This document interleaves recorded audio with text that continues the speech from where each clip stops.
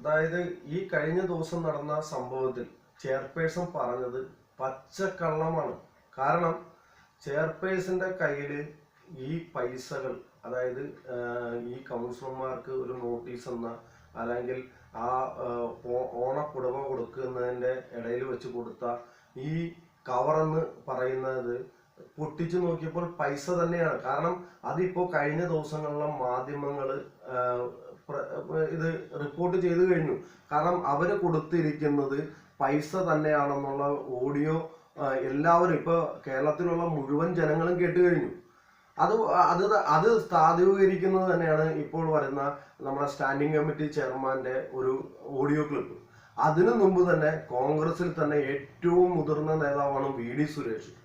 അദ്ദേഹം പറഞ്ഞു കഴിഞ്ഞു ഈ കവറിന്റെ ഉള്ളിൽ പൈസയാണെന്ന് അദ്ദേഹം കണ്ടുവെന്ന് പറഞ്ഞു കഴിഞ്ഞു. അപ്പോൾ പിന്നെ ഇതിൽ കൂടുതൽ തെളിവുകൾ പൊതുജനങ്ങൾക്ക് അല്ലെങ്കിൽ ഈ പറയുന്ന അധികാരികൾക്ക് ആവശ്യമുണ്ടോ? അപ്പോൾ തൃക്കാക്കര നഗരസഭ അഴിമതിയിൽ മുങ്ങിയിരിക്കുകയാണ്.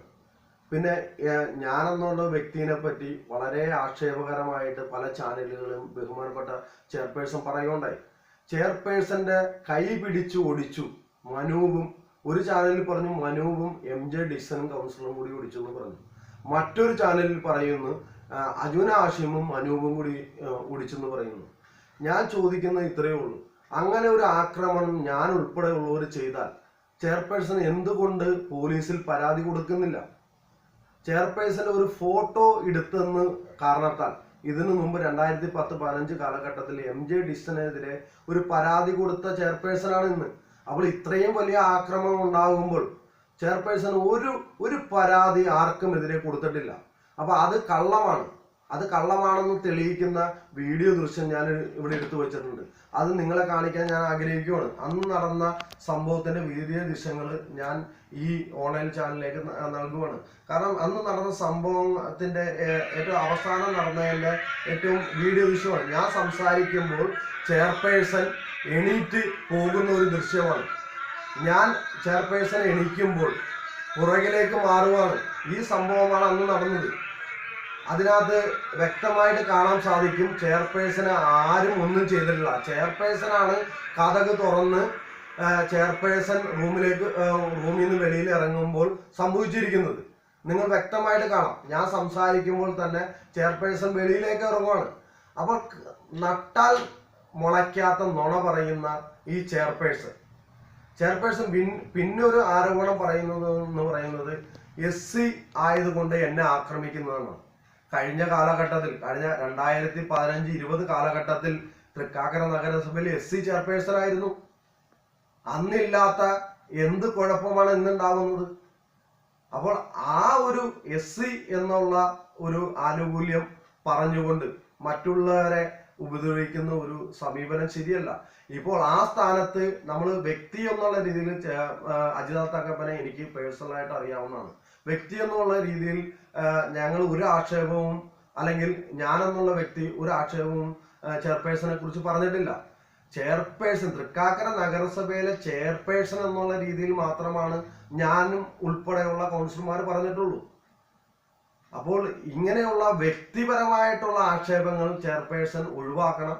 അല്ലെങ്കിൽ ചെയർപേഴ്സൺ കഴിഞ്ഞ ദിവസങ്ങളിൽ മാധ്യമങ്ങളിൽ പറഞ്ഞു ഞാൻ മാനനഷ്ടത്തിന് കേസ് കൊടുക്കുന്നു. ചെയർപേഴ്സണെതിരെ ഒരു കളവും ആരും പറഞ്ഞിട്ടില്ല. പക്ഷെ ചെയർപേഴ്സണാണ് കളവ്, നേരത്തെ പറഞ്ഞ നട്ടാൽ കുരുക്കാത്ത രീതിയിലുള്ള നുണകൾ പ്രചരിപ്പിച്ചത്. എല്ലാവർക്കും വാസ്തവങ്ങൾ അറിയാം.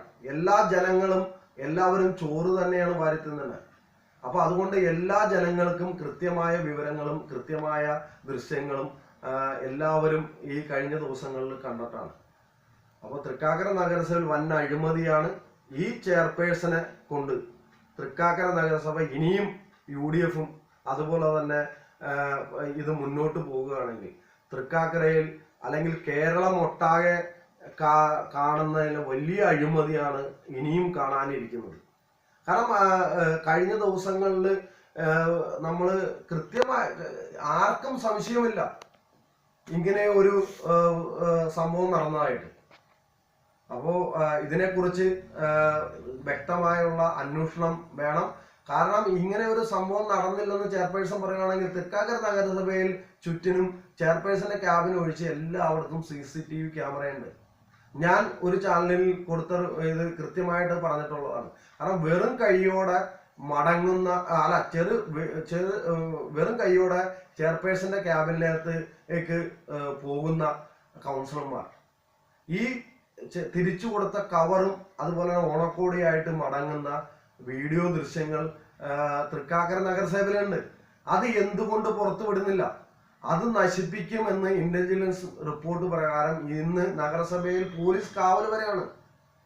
അപ്പൊ ഈ കഴിഞ്ഞ ദിവസങ്ങളിൽ അല്ലെങ്കിൽ 7-8 മാസങ്ങളിലായിട്ട് നടക്കുന്ന അഴിമതി ആരോപണങ്ങളിലും ഞങ്ങൾ പ്രതിഷേധിക്കുമ്പോൾ പോലീസിനെ കൊണ്ട്, അതായത് ഒരു ഹൈക്കോടതിയെ തെറ്റിദ്ധരിപ്പിച്ചുകൊണ്ട് വലിയൊരു പ്രക്ഷോഭമാണ് നടക്കുന്നത്, അല്ലെങ്കിൽ വലിയ പ്രശ്നങ്ങളാണെന്ന് തെറ്റിദ്ധരിപ്പിച്ചുകൊണ്ട് പോലീസ് പ്രൊട്ടക്ഷൻ മേടിച്ചിട്ടുണ്ട്. പോലീസ് പ്രൊട്ടക്ഷൻ നൽകിയിരിക്കുന്നത് തൃക്കാക്കര നഗരസഭയിൽ അനന്തമായിട്ട് യാതൊരു സമരം നടത്തരുതെന്ന് മാത്രമേ ഉള്ളൂ. പക്ഷെ ഈ സമരങ്ങൾ കൗൺസിലേഴ്സ് നടത്തരുതെന്ന് യാതൊന്നും പറഞ്ഞിട്ടില്ല. അപ്പൊ തൃക്കാക്കര നഗരസഭയിൽ ഇനിയുള്ള കാലഘട്ടങ്ങളിൽ ഇതുപോലെയാണ് അഴിമതി നടത്തുന്നെങ്കിൽ കൃത്യമായിട്ടുള്ള പ്രതിഷേധം അറിയിക്കും. കാരണം അതിന് ഏറ്റവും കൂടുതൽ അവകാശപ്പെട്ടവനാണ് ഞാൻ. കാരണം ഈ അഴിമതികൾ നടത്തരുതെന്ന് പറയാനുള്ള ഏറ്റവും കൂടുതൽ ചെയർപേഴ്സണോട് പറയാനുള്ള അധികാരം എനിക്കുണ്ട്. കാരണം കഴിഞ്ഞ ചെയർപേഴ്സൺ തെരഞ്ഞെടുപ്പിൽ ഈ പറയുന്ന അജിത തങ്കപ്പന് വോട്ട് ചെയ്ത സ്വതന്ത്ര കൗൺസിലറാണ് ഞാൻ അന്ന് വോട്ട് ചെയ്തപ്പോൾ തൃക്കാക്കരയിൽ ഒരു അഴിമതി ഭരണം പാടില്ല, അല്ലെങ്കിൽ നല്ല രീതിയിൽ ഒരു ഭരണം കാഴ്ചവെക്കും എന്നുള്ള ഒരു പ്രതീക്ഷയോടെയാണ് ഈ അജിത തങ്കപ്പന് വോട്ട് ചെയ്തത്. പക്ഷെ എന്റെ പ്രതീക്ഷകൾ തകിടം മറിച്ചുകൊണ്ടാണ് ഈ കാലഘട്ടം വരെയും അജിത തങ്കപ്പൻ പോയിരിക്കുന്നത്.